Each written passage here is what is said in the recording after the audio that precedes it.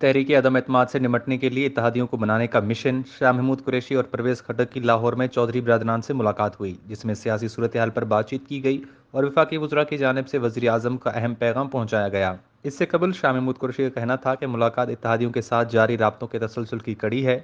मुस्लिम league काफ के सदर और स्पीकर पंजाब असम्बली चौधरी परवेज़ लाई का कहना है कि हुकूमत के इत्तेहादी हैं, लेकिन हर अहम मौके पर नज़रअंदाज किया गया। लाहौर में सहाफ़ियों से गैर रस्मी बातचीत करते हुए स्पीकर पंजाब असम्बली और काफ लीग के सदर चौधरी परवेज़ इलाही का कहना था कि मुल्क में जारी सियासी ड्रामे का अभी ड्रापसी नहीं होगा, सिर्फ ड्रामे के किरदार तब्दील होंगे।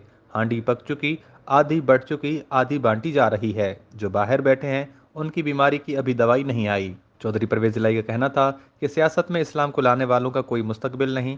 हमारा मुस्तकबिल अल्लाह के फजल से रोशन है। हमारा दामन पाक साफ और दीन से जुड़ा हुआ है। जलसों की सियासत से तहरीक अदम एतमाद पर फ़र्क नहीं पड़ता।